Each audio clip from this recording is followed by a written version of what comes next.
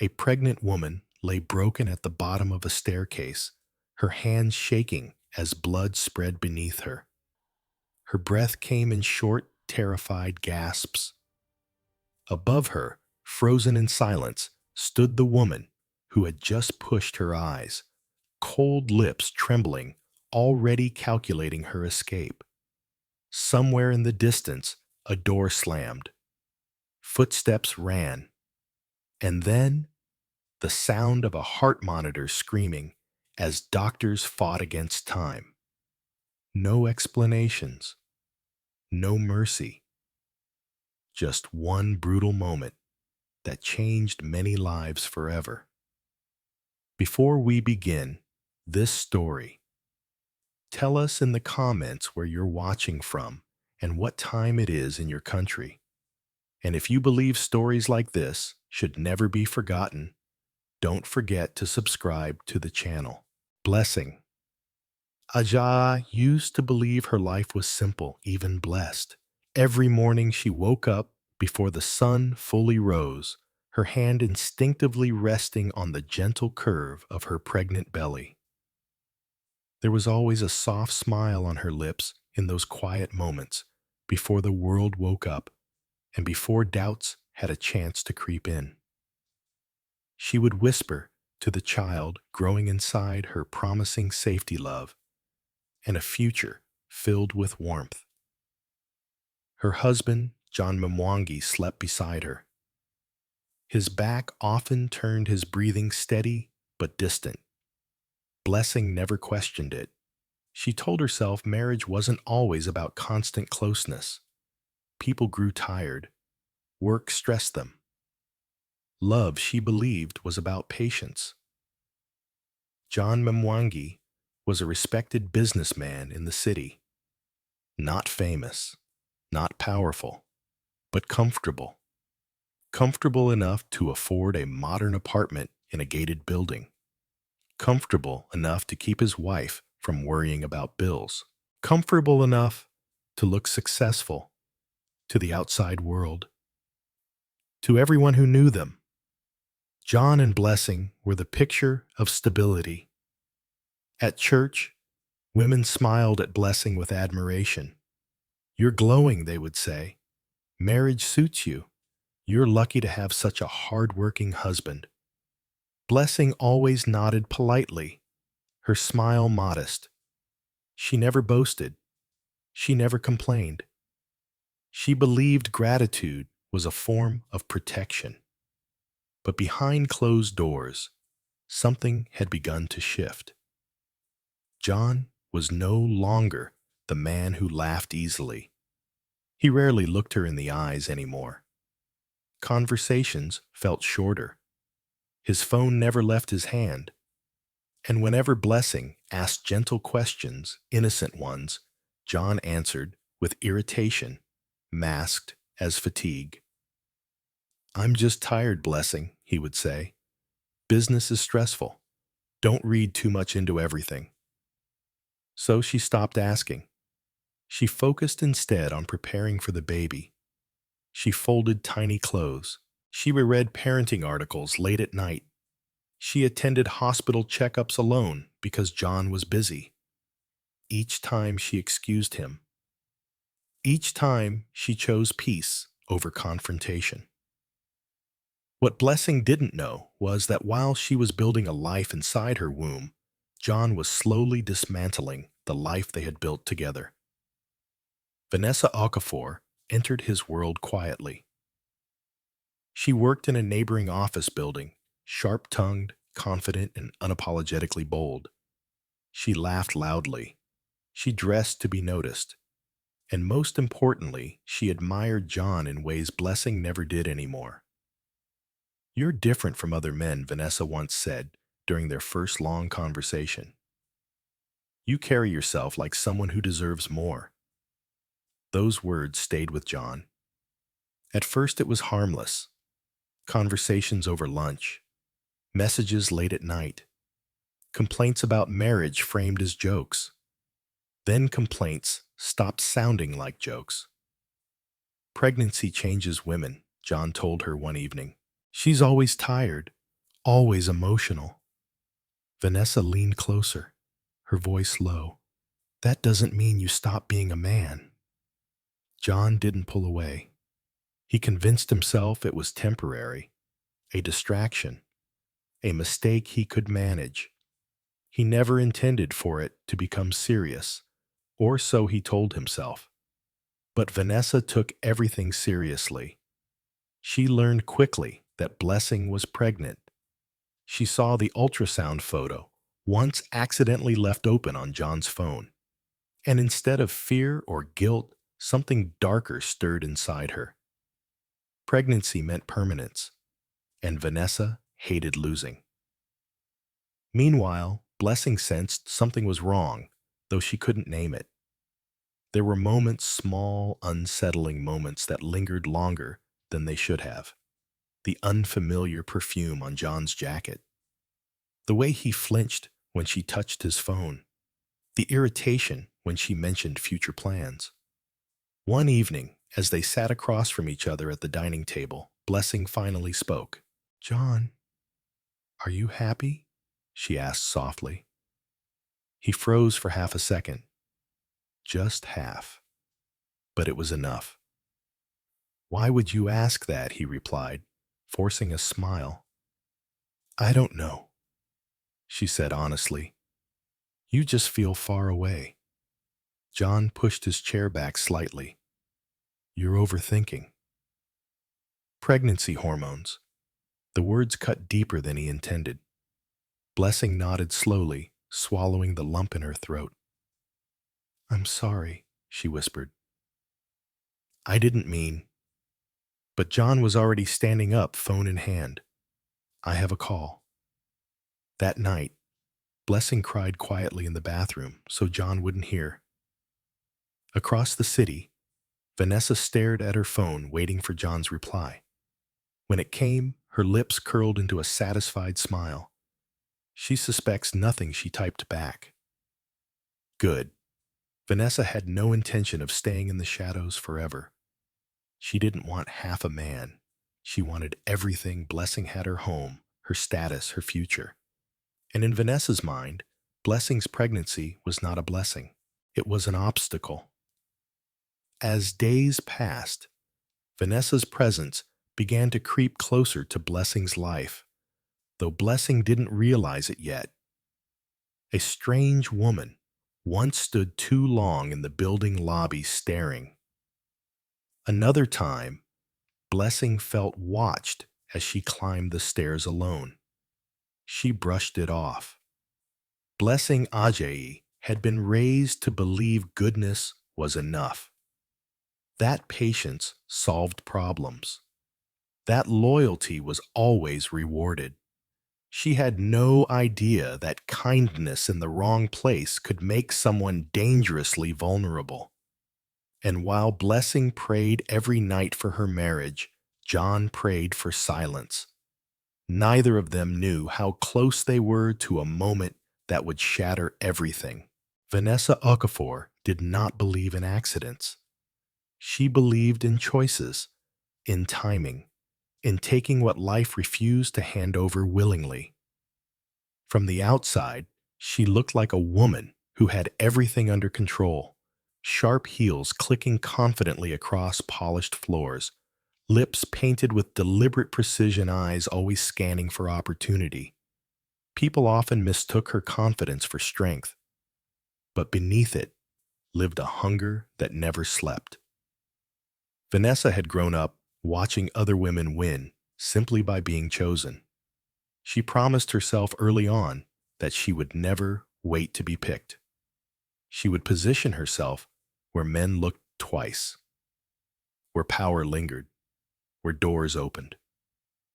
John Mwangi had not been part of her plan. At first, she noticed him during lunch breaks, always alone, always distracted. He carried the weight of someone who felt unseen. Vanessa recognized that look. It was the look of a man craving escape.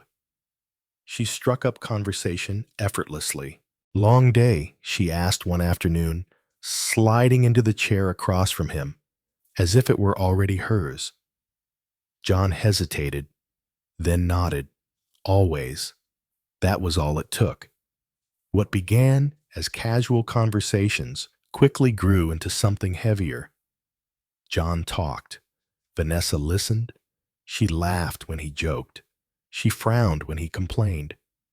She made him feel understood in ways he hadn't felt in months. And John Week, where he should have been firm, let it happen. He told himself lies he had practiced many times before. It's just talk. It doesn't mean anything. I deserve a little happiness. Vanessa never corrected him. Then one evening everything changed. John left his phone unlocked on the table while he stepped into the bathroom. Vanessa's eyes drifted curious, casual, unashamed. The screen lit up with a notification. A photo preview, an ultrasound. She picked up the phone slowly, her heartbeat steady as she opened the image. A small shape floated in black and white. Life, proof, permanence. Her fingers tightened. So, she's pregnant, Vanessa murmured. When John returned, Vanessa didn't accuse him. She didn't scream. She simply handed him the phone and watched his face. You didn't tell me, she said calmly. John swallowed. I didn't think it mattered. Vanessa tilted her head, studying him. Everything matters, John. Especially things that tie people together forever. That night, John tried to pull away. He talked about his marriage, his responsibilities, his child. He spoke as if duty alone could erase desire. Vanessa listened.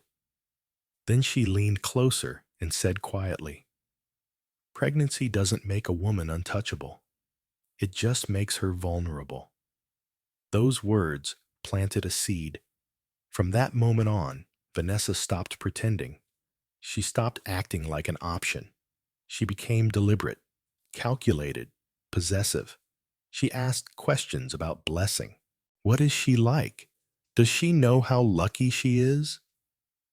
Does she still make you happy?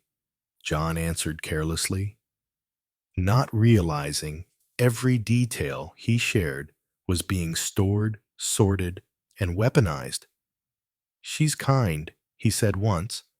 Kind women get replaced all the time, Vanessa replied without blinking. Meanwhile, Blessing Ajayi continued living inside a version of reality that was slowly cracking.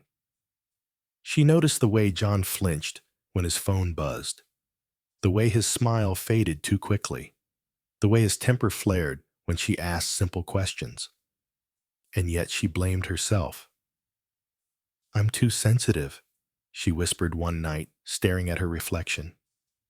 I need to be patient. Her mother, Mrs. Funka Ajayi, noticed the change immediately. You look tired, my daughter, she said during a visit. Is John treating you well? Blessing hesitated. Just for a second, yes, she lied. He's just stressed. Mrs. Ajayi studied her carefully, but said nothing more. She had raised her daughter to endure. She wondered now if that lesson had gone too far. Back at work, Vanessa's obsession deepened.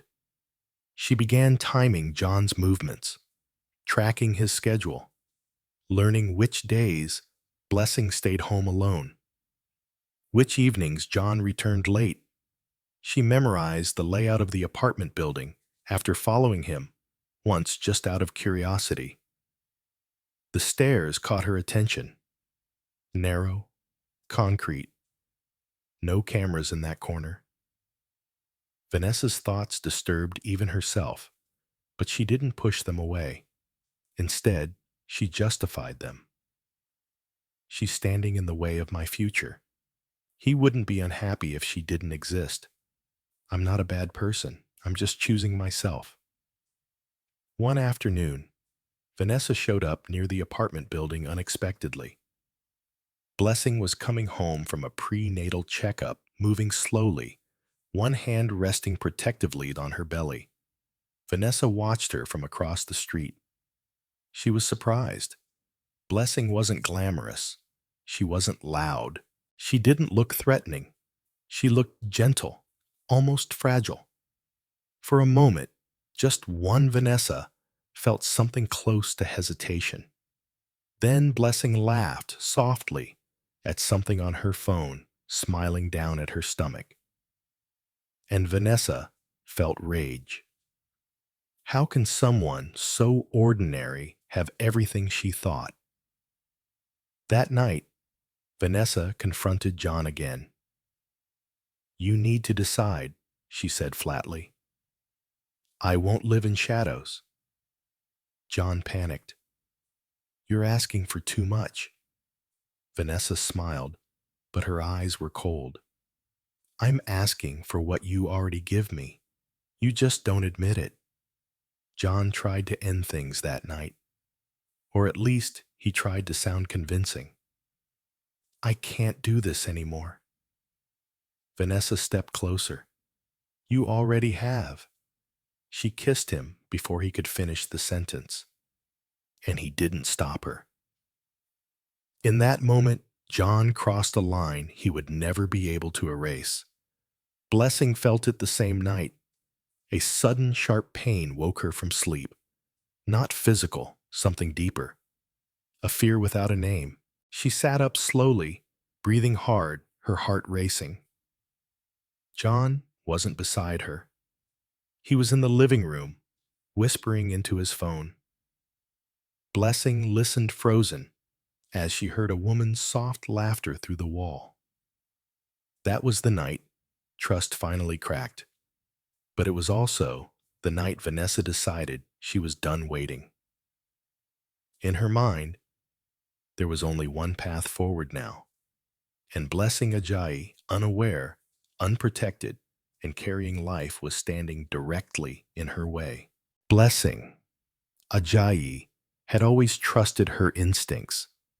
They had guided her through school, through marriage, through the quiet choices that shaped her life. But now, those instincts were screaming, and she didn't know how to listen without tearing everything apart. The morning after she overheard the whispered laughter through the wall, Blessing moved through the apartment like a stranger.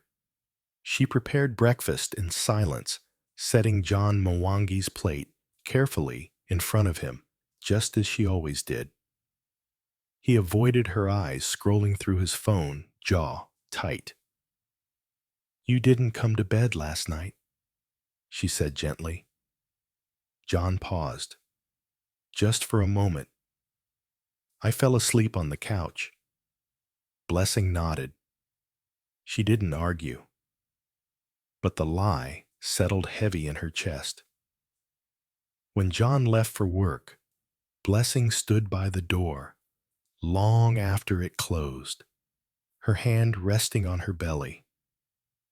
The baby kicked softly, unaware of the tension surrounding its existence. Blessing whispered a prayer, simple, desperate. "Protect us." That afternoon, the unease followed her everywhere. At the market, she felt eyes on her back. At the pharmacy, she noticed a woman standing too close, pretending to browse the same shelf. Blessing told herself she was imagining things. Pregnancy stress, fear anything but reality. But reality was already knocking. It happened 3 days later. Blessing was returning from the clinic, walking slowly up the apartment stairs when she heard footsteps behind her. Confident, unhurried, she turned. The woman standing there smiled, but it didn't reach her eyes. "Blessing Ajayi?" the woman asked. "Yes." Blessing replied cautiously. "I'm Vanessa," she said. "We need to talk." Blessing's heart began to pound. "Do I know you?" Vanessa glanced at Blessing's belly, then back to her face. "You know my name. You just don't know my face." Blessing swallowed. This isn't appropriate. Vanessa laughed softly. Neither is lying to a pregnant woman. They stood in the stairwell, the air thick with tension. Vanessa moved closer, her voice low, deliberate. "John is mine," she said plainly. "He's been mine for a long time." The words felt unreal. "You're lying," Blessing whispered. Vanessa shrugged. "Ask him." Blessing's hands trembled. "Why are you here?" "To be honest," Vanessa replied. "Because honesty is overdue." She circled Blessing slowly, her heels echoing against concrete. "He complains about you, about the pregnancy, about feeling trapped." "That's not true," Blessing said, though doubt crept in. Vanessa stopped in front of her. "You think love protects you. It doesn't. Men leave when they feel suffocated." Blessing's breath came faster. "Please leave me alone." Vanessa leaned in. "You're standing in the way of my future." For a moment, Blessing saw something frightening behind Vanessa's eyes, something unhinged. She stepped back instinctively. "Stay away from my family," Blessing said, her voice shaking but firm. Vanessa smiled. "That depends." She turned and walked away, leaving Blessing frozen, her heart racing, her mind spiraling. That night, when John returned home, Blessing confronted him. "Who is Vanessa?" she asked. John's face drained of color. "What?" "She came to the apartment," Blessing said. "She told me everything." John slammed his keys onto the table.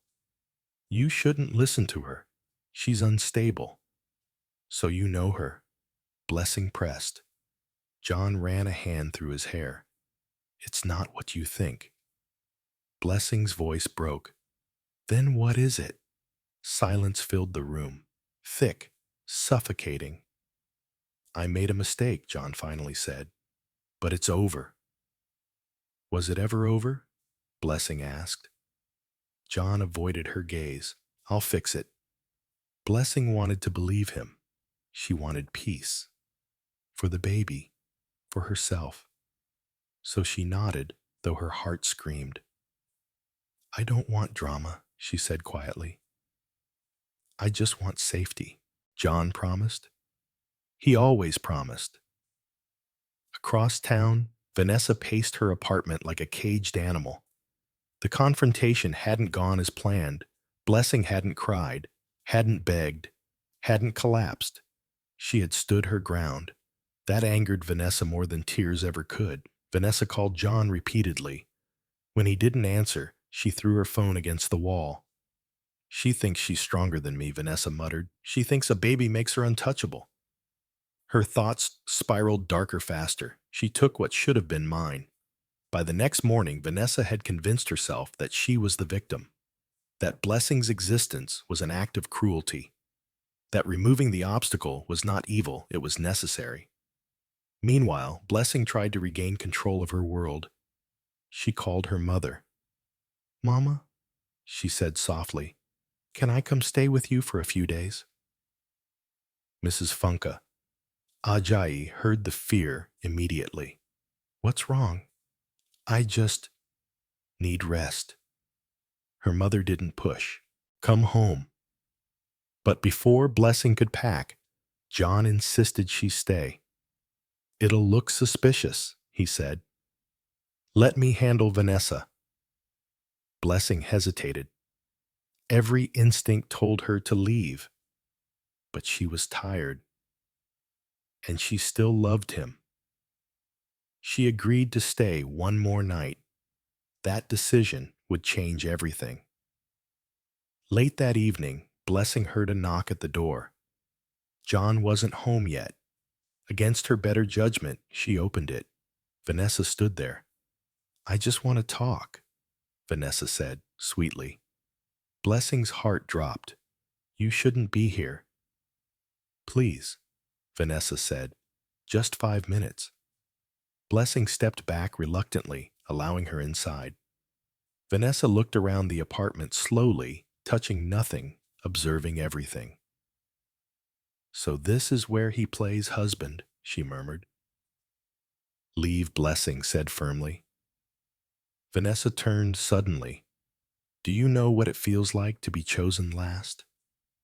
Blessing shook her head. "I don't want your pain. I don't want your pity," Vanessa snapped. The tension escalated quickly. Words became weapons. Accusations flew. "You trapped him with that baby," Vanessa shouted. Blessing clutched her belly instinctively. "Get out!" Vanessa stepped closer. "You think you've won."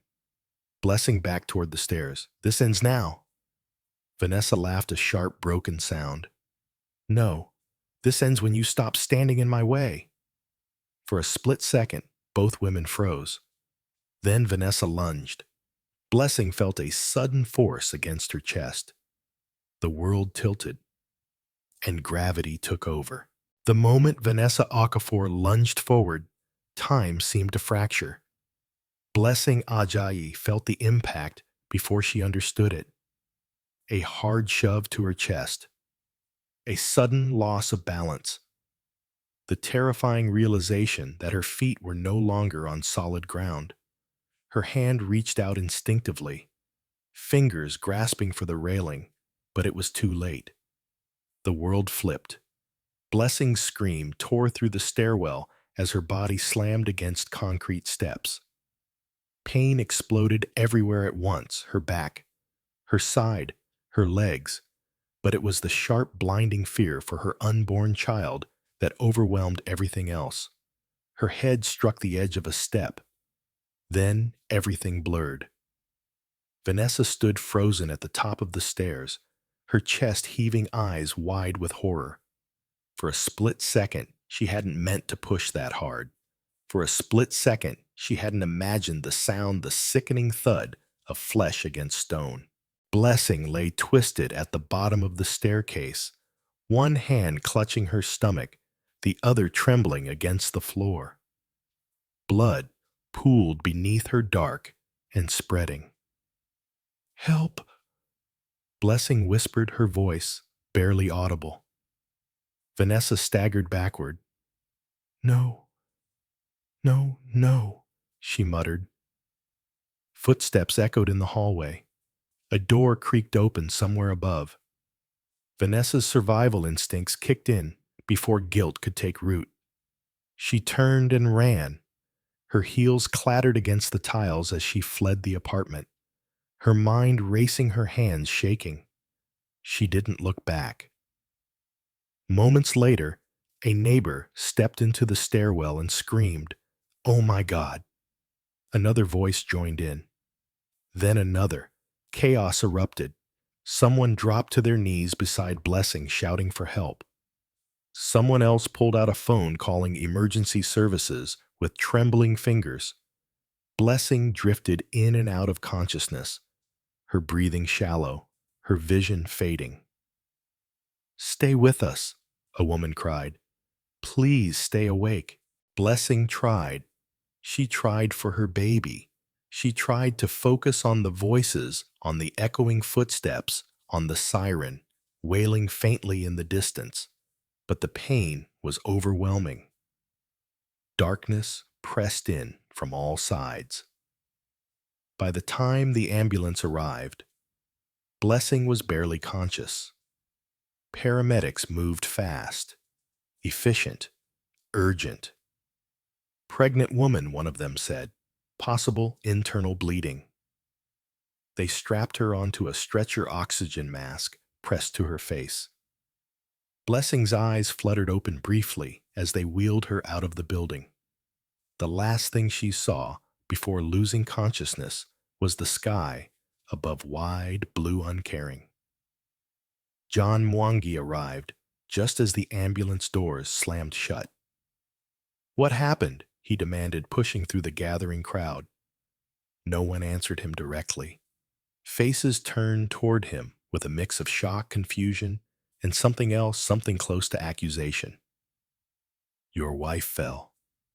someone finally said. She was pushed. John's heart stopped. What do you mean pushed? But the ambulance was already pulling away. Siren screaming, carrying blessing, and the life growing inside her into uncertainty. At the hospital, Dr. Ibrahim Bello was already preparing the trauma unit. She's lost a lot of blood, he said grimly as nurses worked around him. We don't know the condition of the baby yet. John stood frozen outside the room, his mind spinning. His phone buzzed repeatedly in his pocket. He didn't need to check it to know who it was. Vanessa. He ignored it. Inside the operating room, Blessing hovered between worlds. Voices faded in and out. Lights flashed overhead. Pain surged and receded like waves. She felt hands pressing on her abdomen, heard urgent instructions, sensed fear all around her. Her blood pressure is dropping. We need to stabilize her now. Somewhere deep inside, Blessing held on to one thought. Please, not my baby. Hours later, Dr. Bello stepped out to speak with John. She's alive, he said, but she's critical. John sagged against the wall in relief and terror. And the baby, he asked. Dr. Bello's expression hardened. We won't know for some time. There's been trauma. We're doing everything we can. John nodded numbly. He didn't notice the police officers entering the hospital corridor. He didn't notice Inspector Samuel Otieno watching him closely from across the room. Meanwhile, Vanessa sat alone in her apartment, knees pulled to her chest, replaying the moment over and over in her mind. The shove, the fall, the sound. Her phone buzzed again. John. She didn't answer. Instead, she began rehearsing. It was an accident. She slipped. I tried to help. She told herself the story again and again until it sounded real, until it felt like truth. Vanessa cleaned her shoes carefully, scrubbing away invisible stains. She changed her clothes. She wiped down her phone. By the time she finally left her apartment, she looked like a concerned bystander, a woman worried about a tragedy she'd heard about. At the hospital, she approached John cautiously. I heard she said softly, I came as soon as I could. John stared at her rage and fear battling inside him. What did you do? Vanessa gasped, placing a hand over her chest. How could you accuse me? I would never hurt her. John clenched his fists. She told me you came to the apartment. Vanessa shook her head, tears forming instantly. I came to talk. She was emotional. She lost her balance. Her performance was flawless. I tried to catch her, Vanessa whispered, but it happened so fast. John looked away. He wanted to scream. He wanted to believe her. He wanted everything to stop. Inspector Otieno stepped forward. Miss Okafor, he said calmly, we'll need you to come with us to answer a few questions. Vanessa's breath hitched. Am I being accused? Not yet, the inspector replied. We're gathering information. As Vanessa followed the officers, she glanced back at John. This isn't my fault, she mouthed. John didn't respond. Hours later, Blessing Ajayi remained unconscious in the ICU, Sheen's breathing for her monitors beeping steadily. Tubes ran from her arms. Bruises darkened her skin. Her belly was wrapped carefully protectively. A nurse adjusted her drip and whispered softly, You're safe now. But outside that room, forces were already moving, lies being shaped, truths being buried, and justice quietly preparing to wake. And while Vanessa clung desperately to her version of events, and John hid behind silence, one man was on his way to the hospital, a man who did not tolerate lies. Chief Adewale Ajayi had been informed, and nothing would ever be the same again. Chief Adewale Ajayi arrived at the hospital long after midnight, his presence cutting through the tense air like a blade. He did not rush. He did not shout. He walked with the calm precision of a man who had faced far worse scenes than this and survived them all. His dark suit was immaculate, his posture rigid, his face unreadable. Only his eyes betrayed him. They searched the corridor urgently, scanning faces, machines, doors, as if willing answers to appear. "Where is my daughter?" he asked quietly. The nurse at the desk hesitated. Something about the authority in his voice made her straighten immediately. "ICU, sir. Third door on the left." Chief Adewale nodded once and moved forward. Mrs. Vanessa Ajayi was already there, seated on a plastic chair outside the ICU. Her hands clasped tightly in her lap. When she saw her husband, she stood abruptly, tears spilling freely, now that she no longer had to be strong alone. "She's still unconscious," she whispered. "They say the baby." Her voice broke. Chief Adewale wrapped an arm around his wife, steadying her. He said nothing, but the muscle in his jaw tightened. He looked through the glass panel into the ICU room. Blessing lay motionless on the bed tubes and wires, everywhere her face pale beneath the harsh lights. Bruises bloomed along her arms and neck like dark flowers. Her swollen belly rose and fell faintly with the help of machines. For a brief moment, the chief closed his eyes. He remembered Blessing as a child, laughing loudly, stubbornly independent, always trying to protect others, even when she was the one hurting. He remembered promising her once, after she scraped her knees falling down a hill, that no one would ever hurt her without consequence. That promise echoed now. Dr. Ibrahim Bello approached them carefully.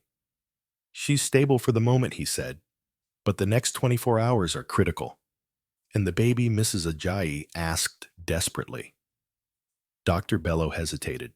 "There are signs of distress. We're monitoring closely." Chief Adewale turned toward him. "Who did this?" Dr. Bello lowered his voice. "The police are investigating. It appears she was pushed." The chief nodded slowly.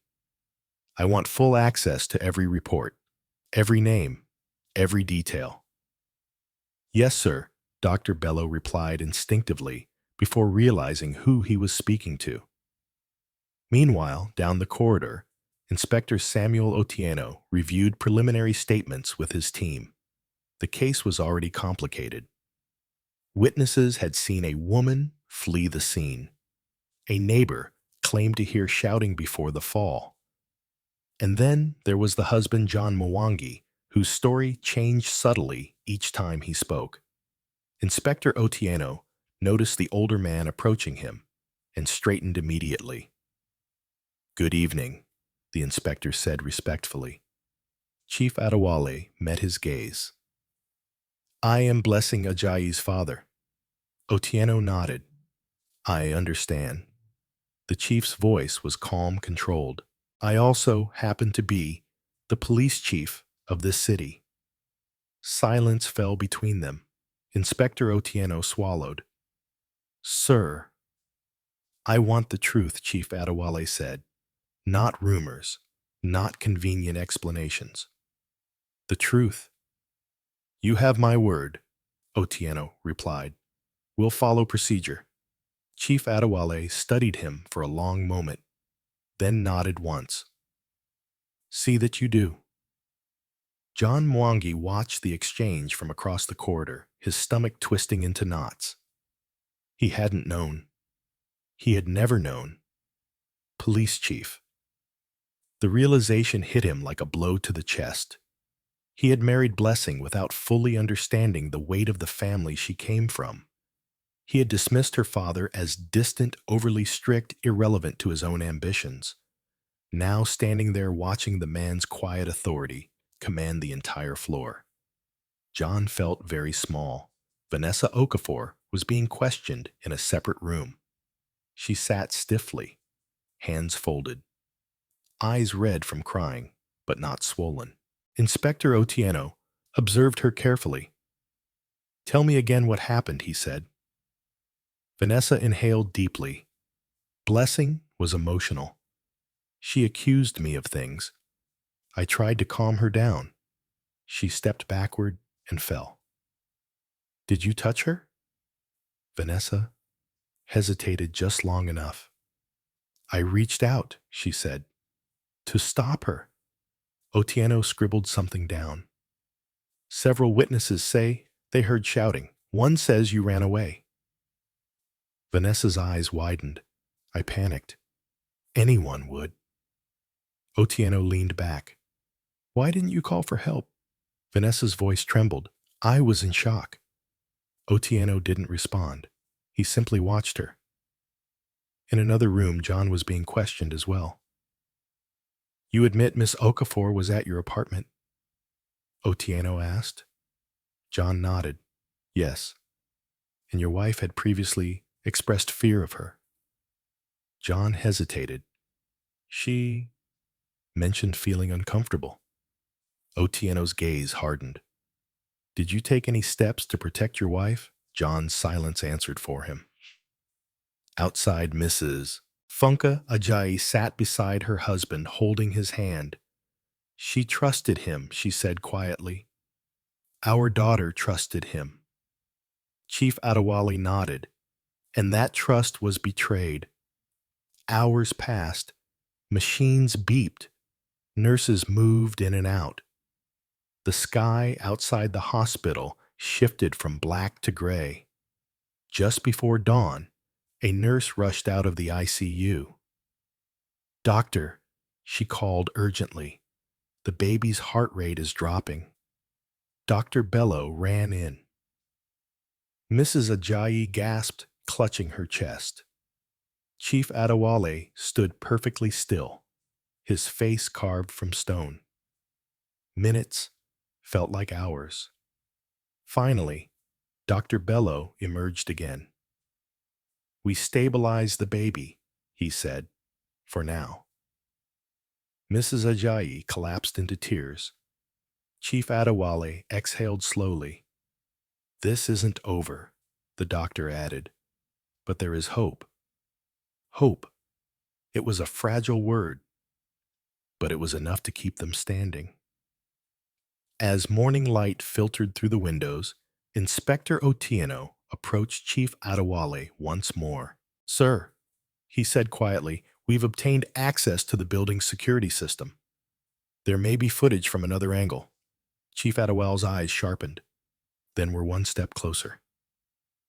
Down the corridor, Vanessa sat alone staring at the floor, her carefully constructed story beginning to crack under the weight of evidence she could not control. And somewhere between machines and whispered prayers, Blessing Ajayi remained suspended between life and death, unaware that the truth was rising slowly but inevitably toward the surface. Morning arrived at the hospital without relief. The fluorescent light still buzzed softly. The air still smelled of antiseptic and fear. And inside the ICU, Blessing Ajayi remained unconscious, her body fighting battles no one else could see. Chief Adewale Ajayi had not left his position outside the glass doors. He stood there like a guard carved from stone arms, crossed eyes fixed on his daughter's fragile form. Nurses moved around him quietly, instinctively, respectful, aware that this was not just any worried father.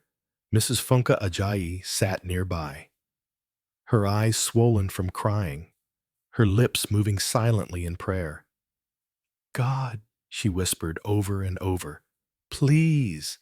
Inspector Samuel Otieno returned just after sunrise, a thin file tucked under his arm. His expression was serious, more focused than before. "We've reviewed the initial security footage," he said carefully. "The stairwell itself doesn't have a camera, but the hallway leading to it does." Chief Adewale turned slowly. "And we can see Miss Okafor entering the building," Otieno continued, "and leaving in a hurry, roughly 7 minutes later." Mrs. Ajayi's hands trembled. "What about my daughter?" "She appears on camera earlier," Otieno said. "Alone." The implication hung heavily in the air. "That alone contradicts the accident claim," the inspector added. "But we need more." Across the corridor, John Mwangi sat slumped in a chair, his face buried in his hands. He hadn't slept. He hadn't eaten. Every time he closed his eyes, he saw Blessing falling, heard her scream echoing through the stairwell. When Inspector Otieno approached him again, John looked up, eyes bloodshot. "There's something you need to understand," Otieno said. "This is no longer a domestic issue. This is a criminal investigation." John nodded weakly. "I know. You failed to protect your wife," Otieno said bluntly. "And now you're protecting a woman accused of pushing her." John flinched. "Vanessa didn't mean to," Otieno raised a hand. "Intent is not your decision to make." John swallowed hard. "She said it was an accident." Otieno leaned in. "And your wife said she felt threatened." Which one of them had something to lose? John said nothing. Meanwhile, Vanessa Okafor sat alone in the small interrogation room, her confidence evaporating minute by minute. The walls felt closer now, the silence heavier. She had repeated her story so many times it no longer sounded convincing even to herself. A female officer entered quietly and placed a cup of water in front of her. "Drink," she said. "You'll need it." Vanessa wrapped trembling fingers around the cup. "Am I being charged?" "Not yet," the officer replied. "But we're still investigating." Vanessa's mind raced. She replayed every step she had taken, every word she had spoken. She tried to remember if anyone had seen her hands touch Blessing, if any camera might have caught more than she anticipated. She had calculated carefully, but she hadn't planned for Blessing's father. Back in the ICU, a faint movement stirred beneath the sheets. Blessing's fingers twitched. A nurse noticed immediately. "Doctor?" she called softly. "She's responding." Dr. Ibrahim Bello hurried over, checking monitors, shining a light gently into Blessing's eyes. "Blessing," he said calmly. "If you can hear me, squeeze my hand." For a long moment, nothing happened. Then, barely, Blessing's fingers tightened around his. Mrs. Ajayi gasped, covering her mouth. Tears streamed freely now. "She's waking up," Dr. Bello said, slowly. Chief Adewale stepped closer, his controlled composure finally cracking just enough to reveal emotion. "Blessing," he said quietly. "It's Daddy." Blessing's eyelids fluttered. Her breathing quickened. Pain rippled through her body as awareness returned piece by piece. "Baby," she whispered weakly. Dr. Bello nodded reassuringly. "Your baby is still alive. You're both still here." A single tear slid down Blessing's temple. "John," she murmured. Chief Adewale's jaw tightened, but he said nothing. Dr. Bello raised a cautionary hand. "She can't speak much yet, but when she's stable enough, we'll need her statement." Inspector Otieno, watching from the doorway, felt the shift immediately. The victim was awake. That changed everything.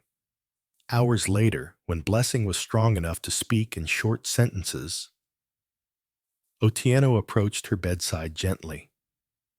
"Mrs. Ajayi," he said softly, "I need to ask you something important." Blessing's eyes met his. There was fear there, but also clarity. "Did someone push you?" Otieno asked. Blessing's hand trembled as she lifted it slightly. Her voice was weak but certain. "Yes." "Who?" Otieno pressed gently. Blessing swallowed painfully. "Vanessa Okafor." The room fell silent. Otieno nodded once. "Thank you. That's all for now." He stepped out, heart pounding. Vanessa was brought in moments later, still unaware that Blessing had spoken. She tried to maintain composure as Otieno entered the room again. "We've spoken to your victim," he said calmly. Vanessa's breath caught. "Victim Blessing." Ajayi Otieno clarified. She regained consciousness. Vanessa's face drained of color. "She identified you." Otieno continued. "She says you pushed her." Vanessa's voice cracked. "She's lying." Otieno stood. "Then you'll have a chance to prove it." Outside, Chief Adewale Ajayi made a call, short, precise, and final. "Prepare the arrest paperwork," he said quietly.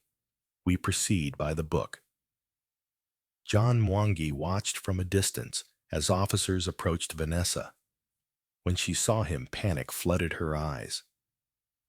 "John," she cried, "say something." John looked away. The handcuffs clicked shut. As Vanessa was led down the corridor, her world collapsed in real time. Nurses stared. Officers moved with purpose. Whispers followed her like shadows. Back in the ICU, Blessing drifted in and out of sleep, unaware that her truth had set justice in motion. Chief Adewale stood beside her, his voice low. "You did well," he said. "Now rest." Outside the room, Inspector Otieno exhaled slowly. The case was no longer about suspicion. It was about proof. And the truth, once spoken, was unstoppable. The arrest of Vanessa Okafor sent a quiet shockwave through the hospital. But for Blessing Ajayi, the world remained dim and distant. She drifted between sleep and wakefulness, each return to consciousness, bringing pain, confusion, and fragments of memory she wasn't sure she wanted to hold. The fall replayed in flashes, the cold concrete, the sudden force, the scream that didn't feel like it came from her own throat.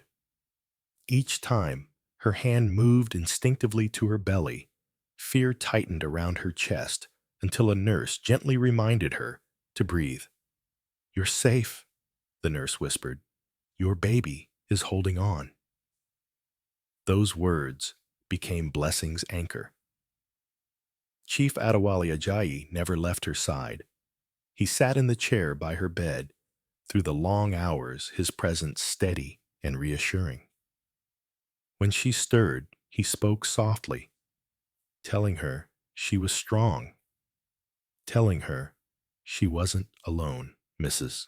Funka Ajayi joined him whenever she could, holding Blessing's hand, brushing her hair back like she used to when Blessing was a child afraid of storms. Outside the ICU, the case accelerated. Inspector Samuel Otieno assembled his team in a small conference room near the ward. The hallway footage, witness statements, and Blessing's identification had changed the tone of the investigation entirely. No longer cautious, no longer tentative. This was now a matter of building a case strong enough to withstand every attempt at denial. "We proceed carefully," Otieno said. "No shortcuts. Every step documented."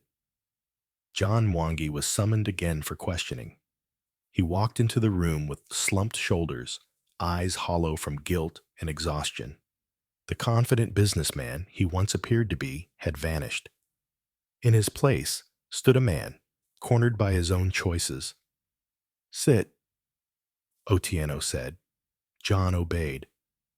You knew Vanessa Okafor had been threatening your wife. Otieno began. John swallowed.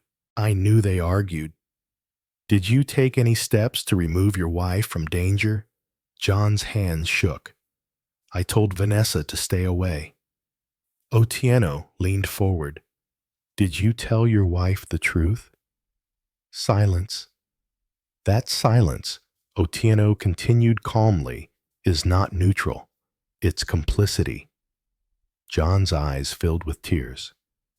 I never thought it would go this far. You never thought because you didn't want to, Otieno replied. That doesn't excuse what happened. John lowered his head, shame radiating from him. Meanwhile, Vanessa Okafor sat in a holding cell, her reality shrinking with every passing minute. The walls were bare. The bench was cold. Her phone was gone. Her voice, once sharp and commanding now, echoed uselessly against steel bars. She replayed the moment over and over. If she had just walked away, if she had just controlled herself, if she hadn't pushed. Her lawyer arrived late in the afternoon, a man with tired eyes and a practiced neutrality. The charge is attempted murder, he said plainly. Aggravated assault on a pregnant woman. Vanessa laughed weakly. That's ridiculous. The victim nearly died, the lawyer replied. And she identified you. Vanessa's laughter dissolved into sobs. John will fix this. The lawyer studied her. John Mwangi is not in a position to fix anything. That truth hit harder than the handcuffs ever had. Back in the ICU, Blessing finally woke fully, her eyes clear despite the pain. She looked around slowly. Where is John? Chief Adewale hesitated. Mrs. Ajayi squeezed Blessing's hand gently. He's being questioned, her mother said carefully. Blessing closed her eyes. A tear slipped free. I trusted him, she whispered. Chief Adewale's voice was firm but kind. Trust does not obligate you to suffer in silence. Blessing turned toward him. I didn't want drama. I just wanted peace. And someone took advantage of that, he replied. That is not your fault. Later that evening, Inspector Otieno returned to the ICU to take a fuller statement. This time, Blessing spoke slowly but clearly, recounting everything: the confrontation, Vanessa's words, the look in her eyes before the shove. She said I was in her way, Blessing whispered. Like my life was something she could move aside. Otieno recorded every word, his jaw tightening as the picture sharpened. When he finished, he stood. Thank you, Mrs. Ajayi. Your courage matters. After he left, Blessing stared at the ceiling for a long time. I don't want to go back to that apartment, she said quietly. You won't, Chief Adewale replied without hesitation. Not ever. As night fell, the hospital settled into a tense calm. But beneath that calm, the consequences of the day's events were spreading outward into courtrooms, into reputations, into futures that could no longer pretend to be intact. John Mwangi sat alone in his car in the hospital parking lot, staring at the building. He had not been allowed to see Blessing. He didn't deserve to. For the first time, he understood the weight of his inaction, not as an abstract failure, but as a physical reality that had nearly cost 2 lives. Inside a different building, Vanessa Okafor lay awake on the hard bench of her cell, staring at the ceiling, listening to the distant sounds of other detainees. The confidence she once wore like armor had shattered. She felt small, exposed, afraid. And in the ICU, Blessing, Ajayi slept again, one hand resting protectively on her belly, surrounded by quiet machines and the unspoken promise that the truth now out in the open would not be silenced. The night carried many thoughts, but morning would carry consequences. The following morning arrived with a heavy stillness, as if the city itself was holding its breath. At the hospital, Blessing Ajayi slept lightly, her body still fragile, but her mind no longer drifting. Pain pulsed through her in dull waves, yet beneath it was a growing awareness, an understanding that her life had crossed an invisible line. Nothing would ever return to what it was. Chief Adewale Ajayi stood by the window of the ICU, speaking quietly on his phone. "Yes," he said, "proceed carefully. No pressure, no shortcuts." He ended the call and turned toward his daughter. Blessing's eyes were open, watching him. "Daddy," she said softly. He walked to her bedside immediately. "I'm here." She hesitated before speaking again. What will happen to John Chief Adewale's expression remained calm, but his voice carried weight. The law will decide his role, not emotion, not anger. Blessing nodded slowly. "I don't want revenge." Her father placed his hand gently over hers. "Wanting justice is not revenge." Down the corridor, Inspector Samuel Otieno prepared for what he knew would be one of the most delicate phases of the case.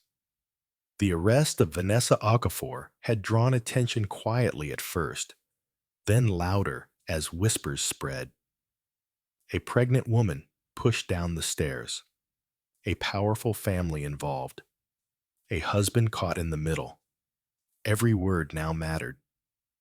Vanessa Okafor was brought into the interrogation room. Again, this time accompanied by her lawyer.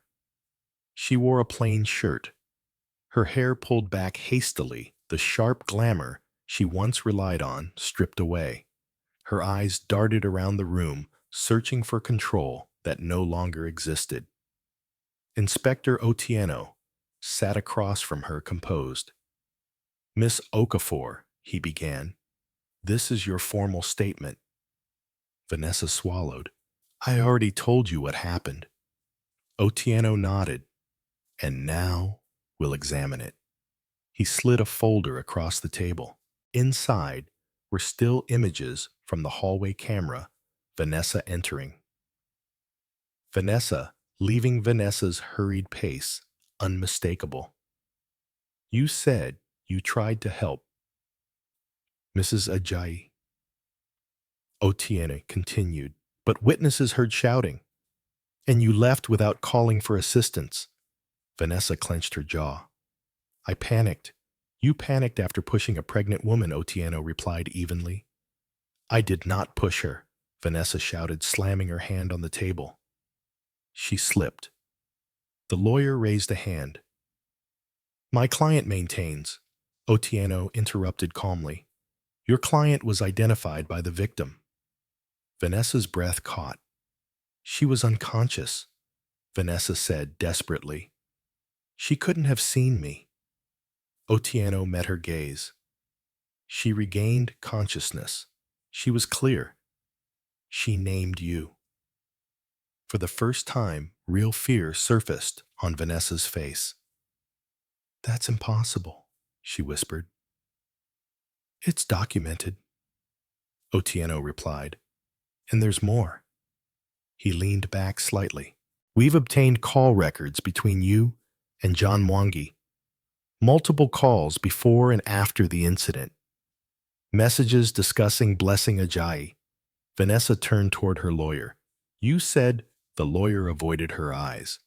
Meanwhile, John Mwangi sat in another room, staring at the table in front of him. Inspector Otieno entered quietly and closed the door. "We need to talk about your involvement," Otieno said. John nodded weakly. "I'll tell you everything." And for the first time, he did.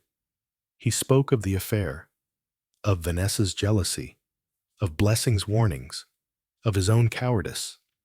His voice broke as he admitted the truth he had avoided for so long. "I knew Vanessa was unstable," he said. "I knew Blessing felt unsafe. I thought I could manage it." Otieno listened without interruption. "You chose silence," the inspector said finally. "That silence created opportunity." John's shoulders sagged. "I failed her." "Yes," Otieno agreed. "You did." Back in the ICU, Blessing was moved out of critical care into a private room. It was a small victory, but one that felt monumental. The machines were fewer now, the beeping softer. She could sit up with assistance. She could feel her baby move. Mrs. Funka Ajayi smiled through tears. "You're getting stronger." Blessing nodded. "I have to." Later that day, Barrister Chinedu Okorie arrived at the hospital. He was calm, articulate, and precise, everything Blessing needed. "I'll represent you," he said gently. "Your father asked me to ensure your voice is protected." Blessing listened as he explained the process ahead, the charges, the court appearances, the evidence. It was overwhelming, but she didn't look away. "I want the truth on record," Blessing said firmly. "Not just for me." Barrister Okorie nodded. "That matters." By evening, news of the case had spread quietly through the city. Not headlines yet, but conversations. In offices, in homes, in whispered phone calls. A woman pushed down the stairs. A baby nearly lost. The father is police chief. Vanessa Okafor was returned to her cell, her earlier defiance gone. She sat curled into herself, replaying every decision that led her there. The thrill she once felt, the sense of power, had turned to ash. "This wasn't supposed to happen," she whispered to the empty room. John Mwangi left the station late that night, released temporarily, but under investigation. He drove aimlessly through the city, unable to return home, unable to face what he had destroyed. The apartment felt like a crime scene now, every wall echoing with what could have been prevented. At the Ajayi family home, Chief Adewale sat alone in his study, reviewing documents under dim light. He had spent his career enforcing the law. Now, the law had entered his own family. He closed the folder slowly. "This will hurt," he murmured to himself, "but it must be done." Back at the hospital, Blessing stared out the window, watching the city lights flicker on one by one. Her body ached. Her heart ached more.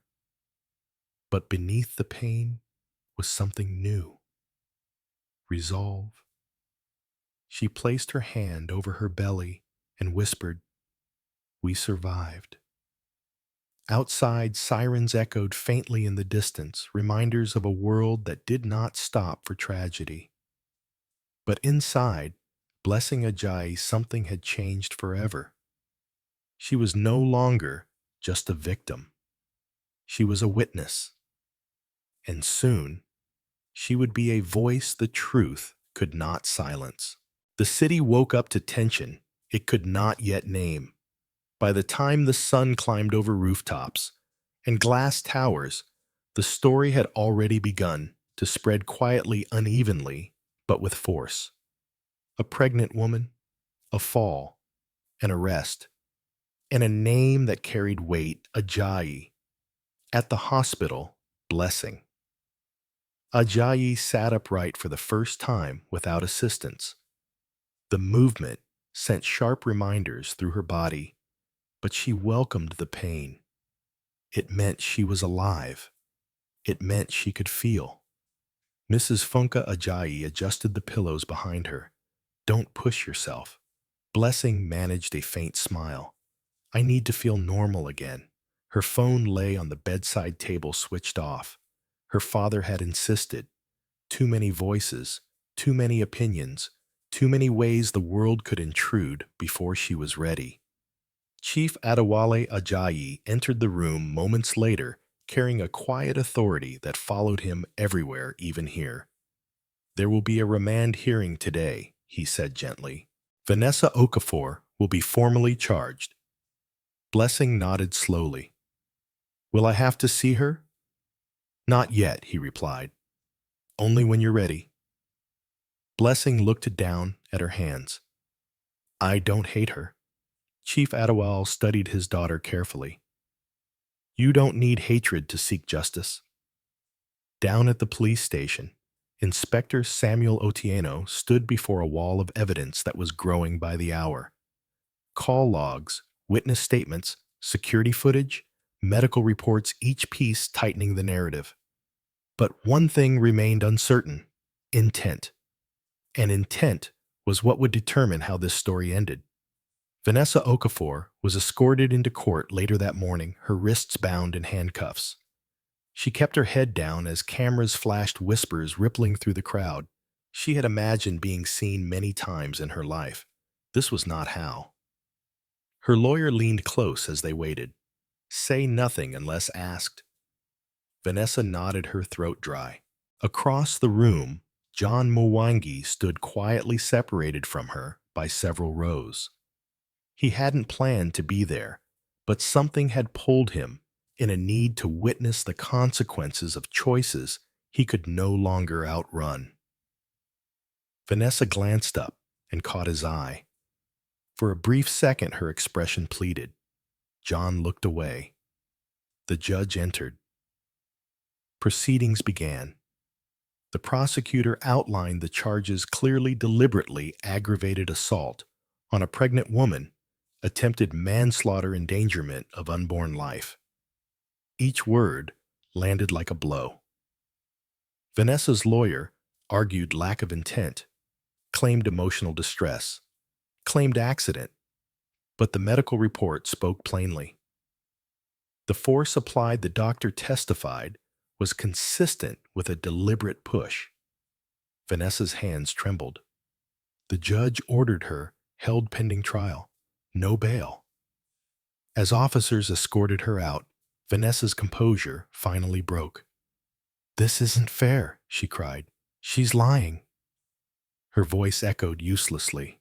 Back at the hospital, Inspector Otieno met with Blessing again, this time to prepare her for what lay ahead. The defense may attempt to paint you as emotional, he warned gently. They may question your memory. Blessing lifted her chin. I remember her face. I remember her words. Otieno nodded. That matters. Later that afternoon, Barrister Chinedu Okorie arrived with documents and quiet reassurance. We will file for a protective order, he explained, and we will move forward with divorce proceedings when you're ready. Blessing hesitated. I don't know if I can face that yet. You don't have to today, he said. Your healing comes first. Healing. The word felt fragile, distant, but possible. Across town, John Mwangi sat alone in his office, surrounded by the remnants of a life he had neglected. His phone buzzed with missed calls from business partners, friends, even distant relatives who had begun to hear rumors. He ignored them all. He replayed every warning Blessing had given him, every time she had asked for safety, every time he had chosen convenience instead. I did this, he whispered. That realization weighed heavier than any accusation.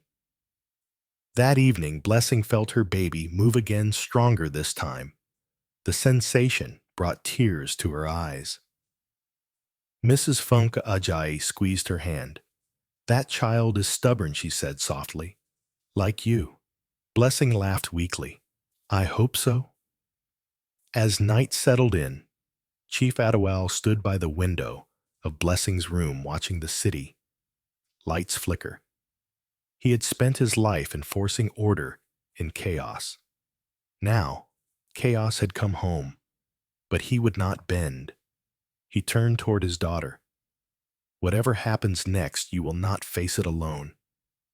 Blessing met his gaze, strength slowly returning to her eyes. I know. In a holding cell, miles away, Vanessa Okafor sat awake, staring at the wall. The adrenaline had faded, replaced by dread. The narrative she once controlled had slipped beyond her grasp. For the first time, she understood what it meant to lose everything.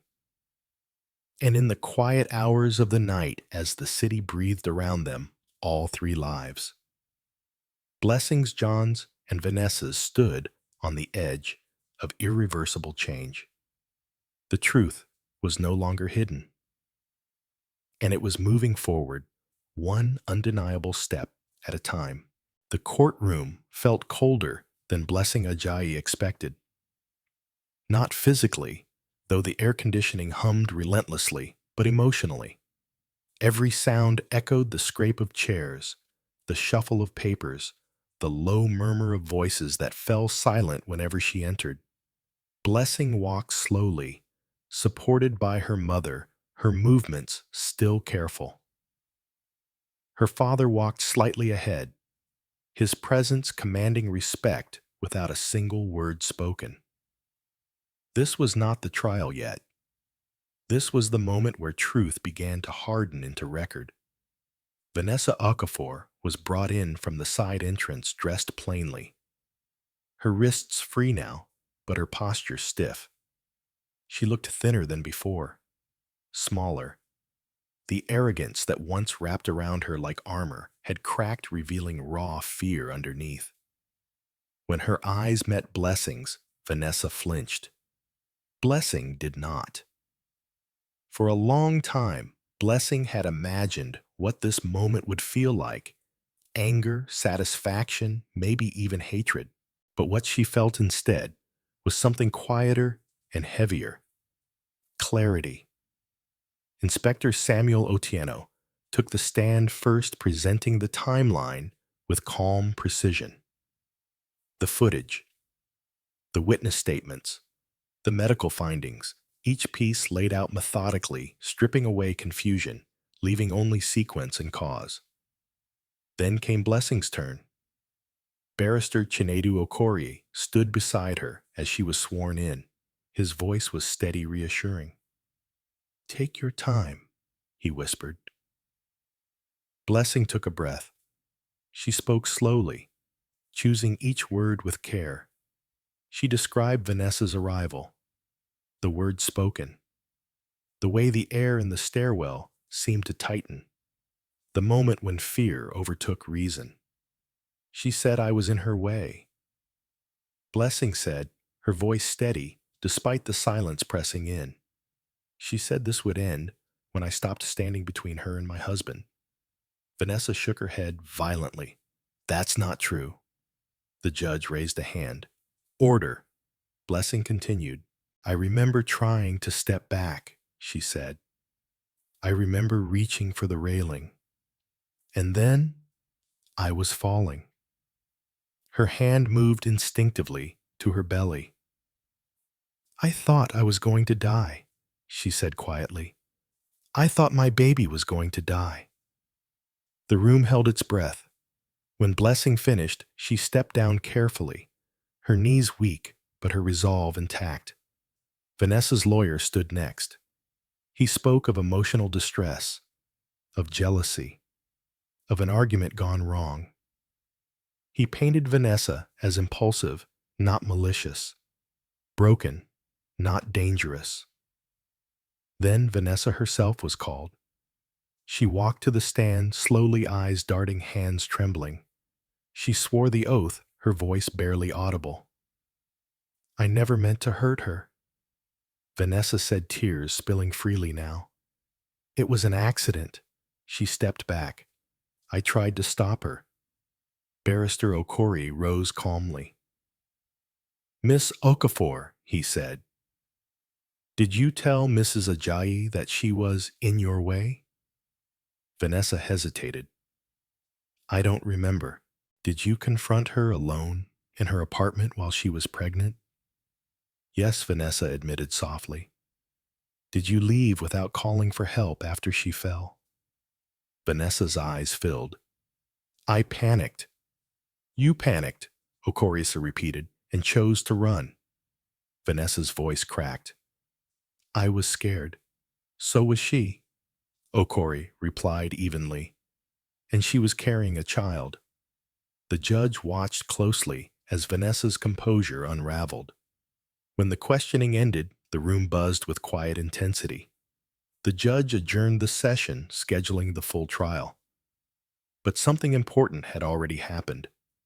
The narrative had shifted. Outside the courtroom, reporters gathered at a distance. Cameras clicked.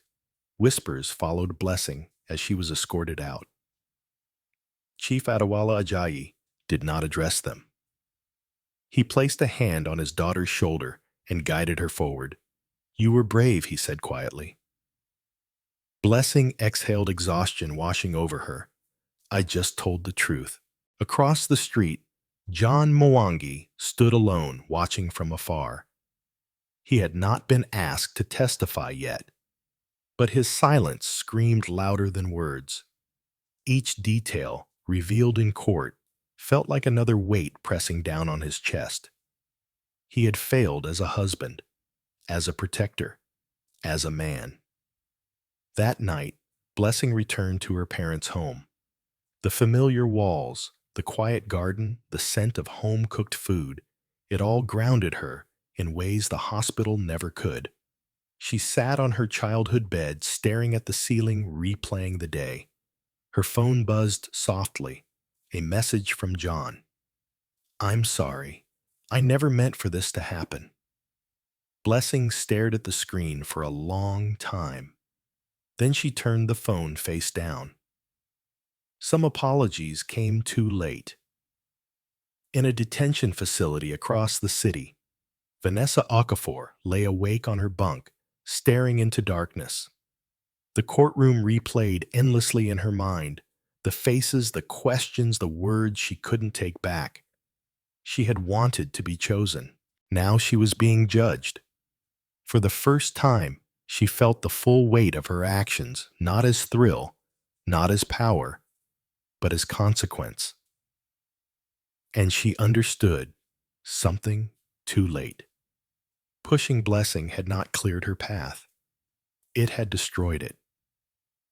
As the night deepened, Blessing rested a hand over her belly, feeling the steady rhythm beneath her palm. "We're still here," she whispered. The road ahead was long, painful, public, but the truth had been spoken, and it was no longer hers to carry alone. The days after the preliminary hearing passed slowly, as if time itself had become cautious. Blessing Ajayi remained at her parents' home, surrounded by familiar walls and guarded silence. The doctors had insisted she rest, avoid stress, and attend frequent checkups. Her body was healing, but healing was not just physical. Every sound startled her. Every unexpected knock tightened her chest. Sleep came in fragments, interrupted by dreams of falling, of reaching for something that wasn't there. Mrs. Fonka Ajayi watched her closely. "You don't have to be strong all the time," she said one evening, handing Blessing a cup of warm tea. Blessing nodded, though she wasn't sure how to stop being strong. Strength had become instinctive, something she clung to because the alternative felt too dangerous. Chief Adewale Ajayi, meanwhile, had returned to work. He did not use his position to interfere, but his presence alone reshaped the atmosphere. Officers stood straighter. Reports were double-checked. No one wanted to be the person who let bias or carelessness contaminate a case this serious. Inspector Samuel Otieno met with him regularly, updating him on progress. "We've secured the call logs," Otieno said during one meeting. "Messages from Vanessa to John indicate escalating hostility toward Blessing." Chief Adewale nodded. "And John?" "He's cooperating," Otieno replied. "But cooperation doesn't erase responsibility." That responsibility weighed heavily on John Mwangi. He had moved out of the apartment. The space felt cursed now, every corner echoing with what had happened. He slept on a friend's couch, staring at the ceiling, replaying moments he wished he could rewrite. He met with his lawyer reluctantly. "They may charge you as an accessory," the lawyer said carefully. "Failure to act, knowledge of threat." John's voice was barely audible. "I deserve whatever comes." The lawyer studied him. "Regret isn't a defense, but honesty helps." Across town, Vanessa Okafor sat in a detention facility, her days measured by routine and isolation. The noise, the lack of privacy, the constant reminders of her loss of control, it all chipped away at her. She received no visitors. Her lawyer came occasionally bringing updates she didn't want to hear. "The prosecution is confident," he said one afternoon. "The victim's testimony is strong." Vanessa stared at the wall. "She wants to destroy me." The lawyer shook his head. "No, she wants justice." That word echoed painfully. Justice. Vanessa had always believed life rewarded those who took risks. Now she saw the other side of that belief, the cost when risk turned into harm. Back at the Ajayi home, Blessing received a visit from Barrister Chinedu Okorie. He brought documents, explanations, and patience. "We'll be filing for divorce," he said gently. "You can delay finalization if you wish, but separation is necessary." Blessing took a breath. "I don't want to be tied to him anymore." Okorie nodded. Understood. They discussed custody protection orders and the future Blessing hadn't planned for, but now had to shape. That night, Blessing sat alone in the garden, feeling the cool air on her skin. She placed a hand on her belly, feeling movement. "You're strong," she whispered to the baby, to herself, to the part of her that had survived. A few days later, the official charges were announced. Vanessa Okafor would stand trial for attempted manslaughter and aggravated assault on a pregnant woman. John Mwangi would be charged with criminal negligence and obstruction pending further review. The news spread quickly this time. Friends called. Distant relatives offered opinions. Some expressed sympathy. Others questioned why a family matter had become public. Blessing ignored them all. When Inspector Otieno visited to inform her personally, she listened quietly. "This won't be easy," he said. "They'll try to discredit you." Blessing met his gaze. "They already tried to erase me." Otieno nodded. "You're not erased." As the trial date approached, tension tightened around everyone involved. Vanessa grew quieter, more withdrawn. The bravado that once defined her was gone. In its place sat a hollow uncertainty. She began to write letters. She never sent apologies, justifications, explanations no one had asked for. John, meanwhile, finally asked to see Blessing. Chief Adewale refused. "He doesn't get access just because he's sorry," he said firmly. Blessing agreed. Some wounds did not require reopening. On the eve of the trial, Blessing couldn't sleep. She sat by her window watching the city lights shimmer. Mrs. Ajayi joined her quietly. "Are you afraid?" Blessing thought for a moment. "Yes," she admitted, "but I'm not alone." Her mother smiled softly. That makes all the difference. Across the city, Vanessa lay awake in her cell staring at the ceiling. For the first time, she allowed herself to fully remember the look on Blessing's face just before the fall. Not fear alone, but disbelief. I didn't think Vanessa whispered into the darkness, and that she realized too late was the most dangerous thing of all. As dawn approached, the city prepared for another day. Cars filled the roads, offices opened, life continued. But for Blessing Ajayi, for John Mwangi, and for Vanessa Okafor, the next day would not be ordinary. It would be the day when consequences stepped fully into the light. The trial began under a sky heavy with clouds, as though the city itself sensed what was about to unfold. Blessing Ajayi arrived early, accompanied by her parents and barrister Chinedu Okoria. She moved slowly but with purpose, her posture straight despite the ache that still lived in her body. Each step into the courthouse felt symbolic, an act of reclaiming space that had once been taken from her. Inside the courtroom filled gradually. Lawyers arranged papers. Officers stood at attention. Spectators whispered, their curiosity sharpened by the weight of the case. When Vanessa Okafor was brought in, the room shifted. She looked smaller than Blessing remembered. No sharp heels, no confident stride, just a woman facing the full measure of what she had done. The judge entered. Proceedings began. The prosecution opened with facts clear, unembellished, relentless.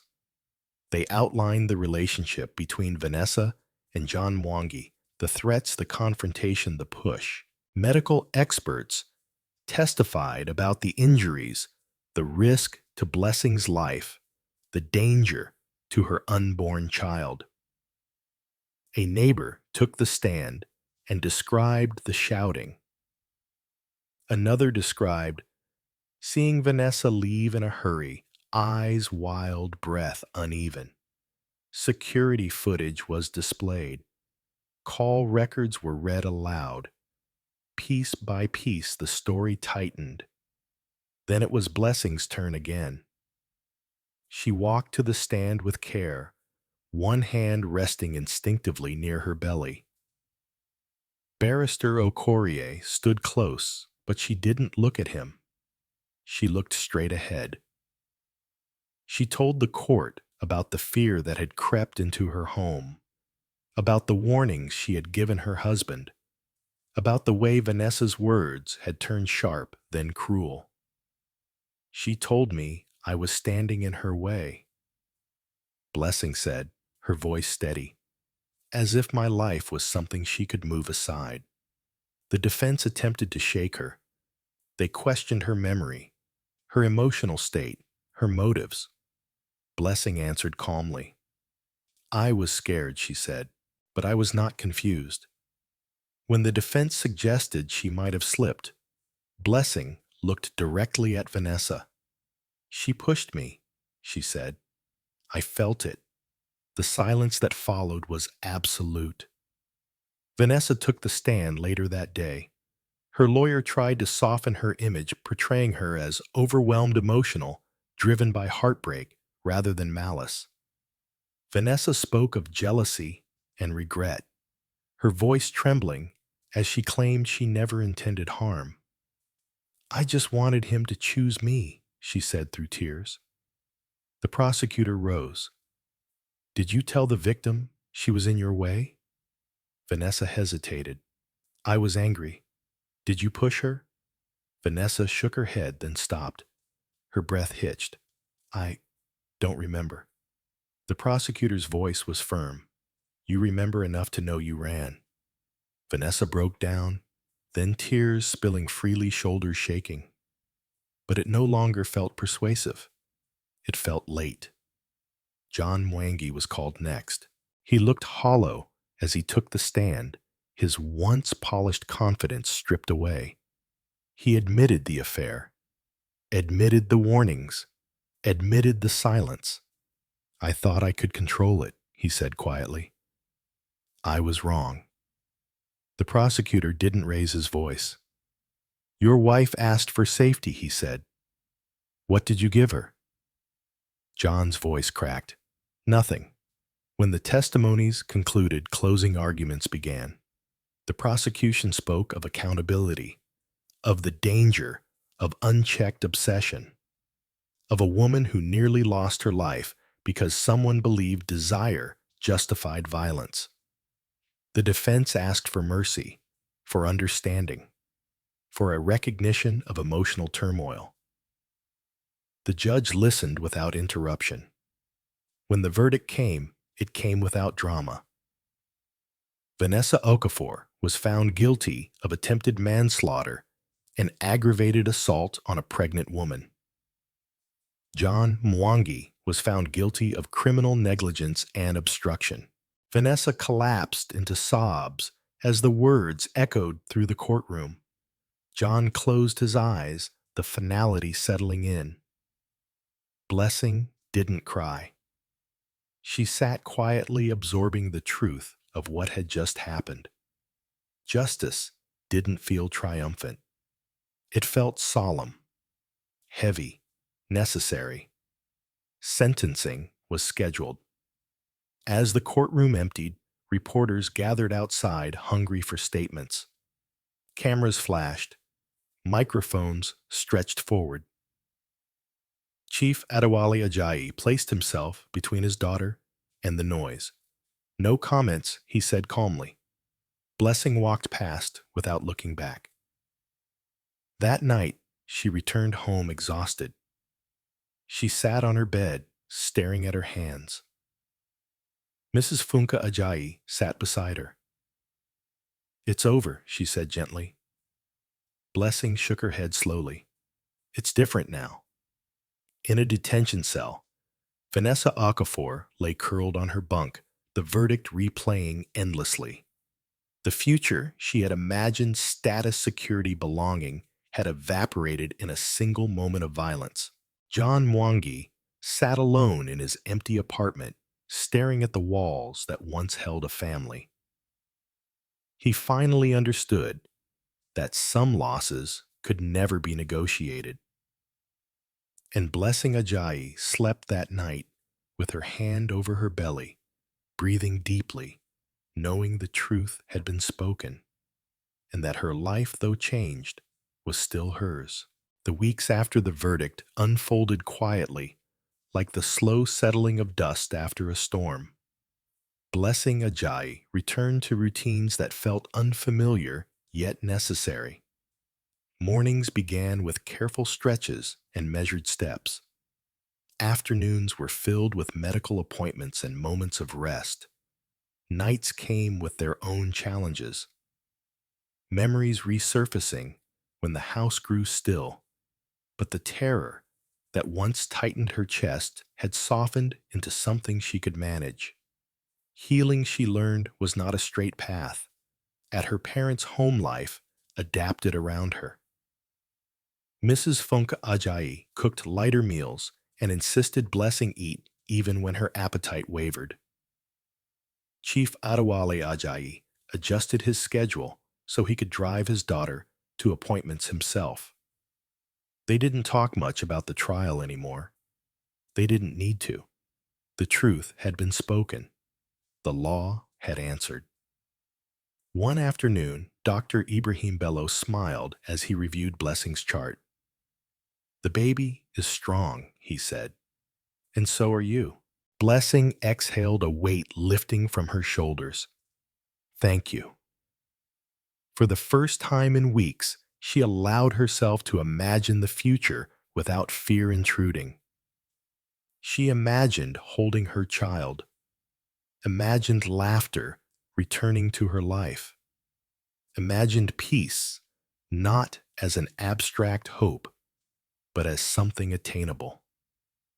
Barrister Chinedu Okorie visited to finalize paperwork. The divorce will be processed quietly, he explained. John has agreed to all terms. Blessing nodded. I don't want conflict. You won't have it, Okori assured her. This chapter ends cleanly. John Mwangi signed the papers without hesitation. There were no arguments, no demands, only regret.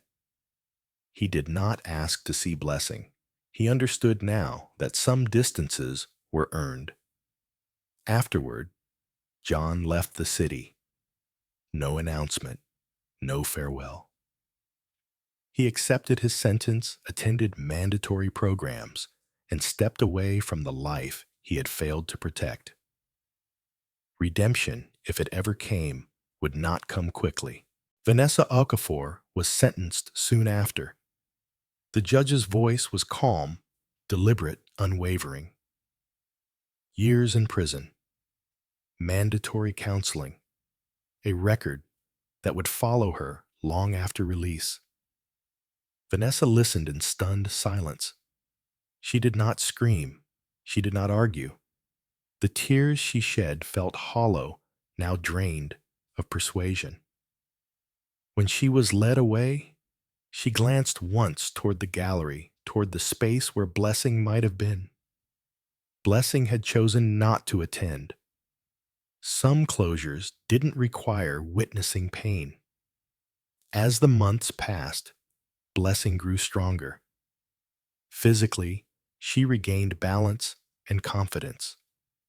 Emotionally, she learned to recognize fear without letting it rule her.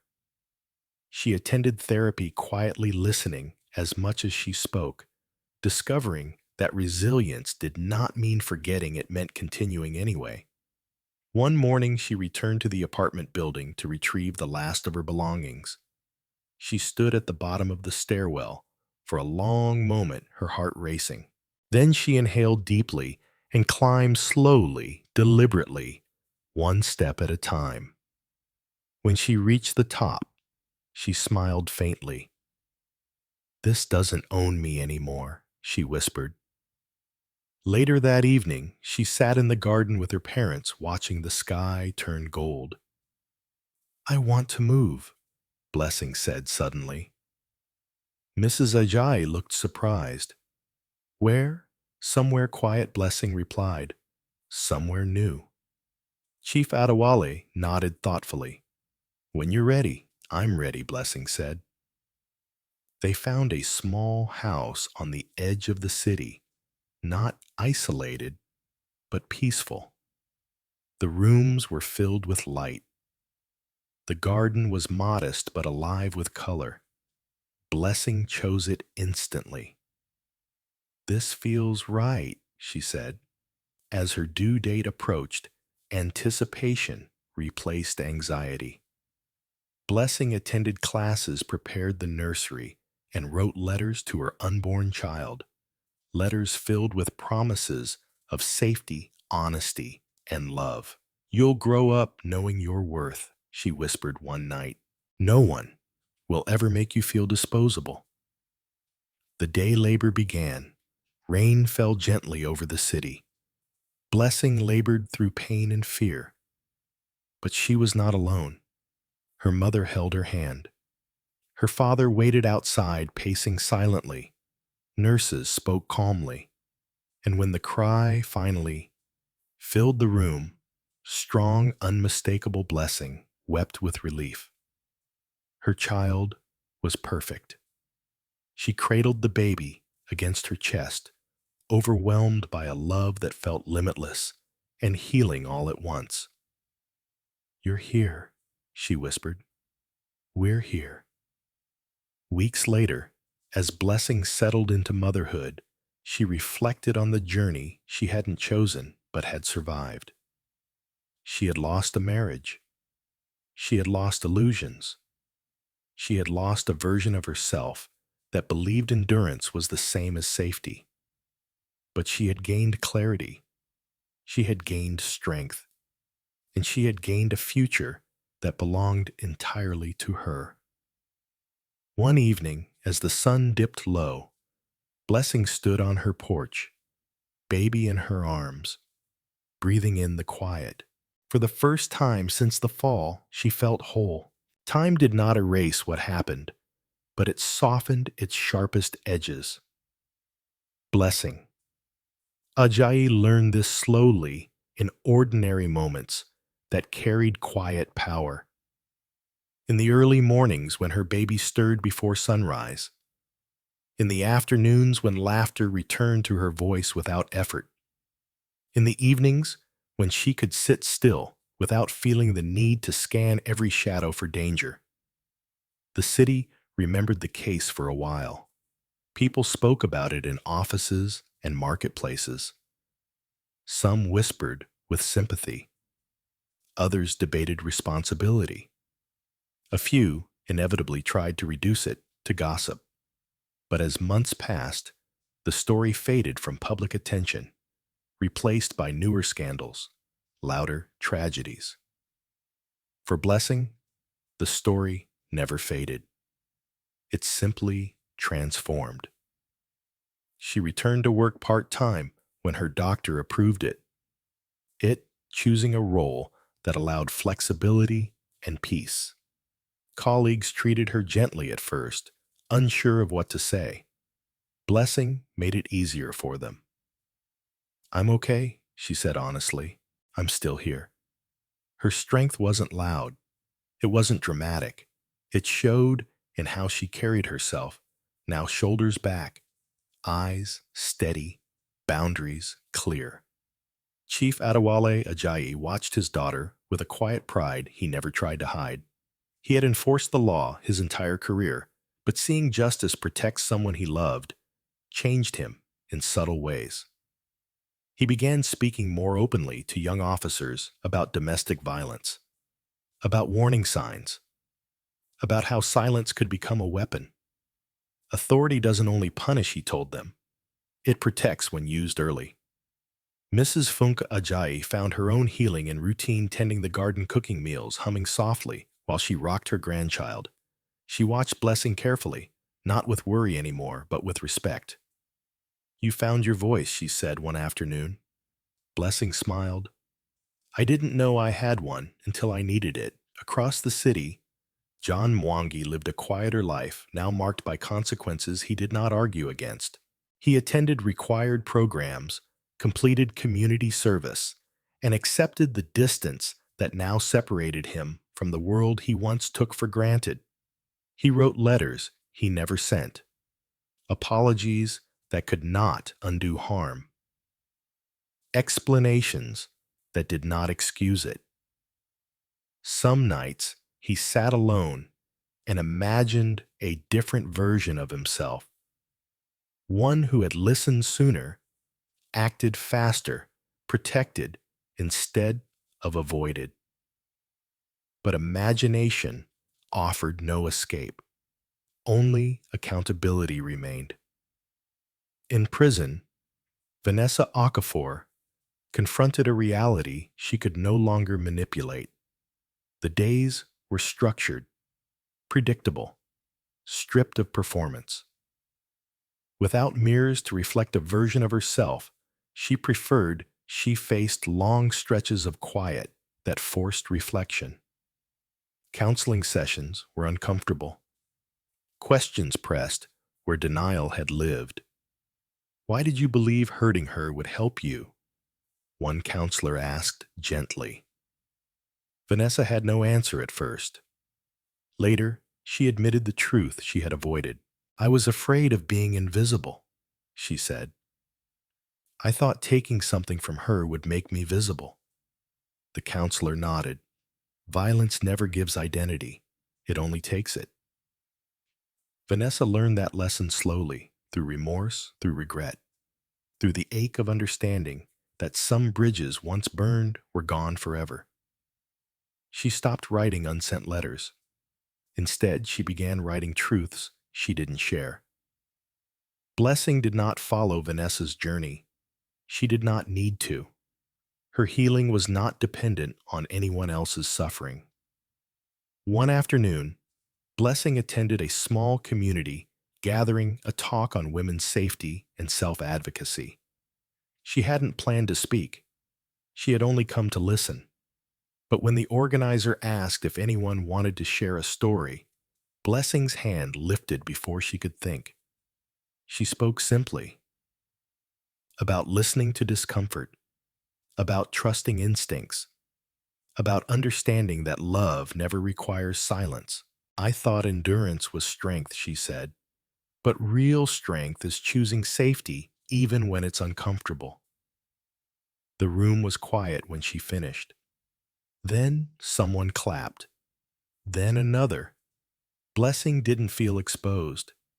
She felt free. As the seasons changed, her child grew curious, lively, loud, in the way only healthy children could be. Each laugh felt like a small victory. Each milestone a reminder of how close she had come to losing everything, and how far she had come since. One evening, as Blessing tucked her child into bed, she paused at the doorway, watching the slow rise and fall of a tiny chest. "We're safe," she whispered. The words were no longer a plea. They were a statement. Outside, the city moved on. Sirens echoed in the distance. Lights flickered. Lives intersected and separated in endless patterns. But in one quiet home, a woman who had been pushed to the edge stood firmly in the center of her own life. She had faced betrayal, violence, and loss, and she had chosen to live fully honestly without fear defining her future. Not every story ends in triumph, but this one ended in truth. And sometimes that was the strongest ending of all. This story is not just about betrayal, violence, or punishment. It is about the quiet moments where choices are made and how those choices shape lives forever. Blessing. Ajayi survived not because she was stronger than others, but because she listened to her truth when it mattered most. She learned that love should never demand silence. Fear should never be normalized. And endurance is not the same as safety. Sometimes the bravest thing a person can do is stop explaining, stop waiting, and choose themselves. This story also reminds us of something uncomfortable, but real evil doesn't always come from strangers. Sometimes it grows from jealousy, from entitlement, from the belief that another person's life is an obstacle instead of a human being. And silence, especially from those who should protect us, can be just as dangerous as the act itself. But there is hope here, hope in accountability, hope in truth spoken aloud, hope in the fact that pain does not get the final word. Blessing's life did not return to what it was, but it became something stronger, clearer, and truly her own. And that is the quiet power of justice mixed with courage.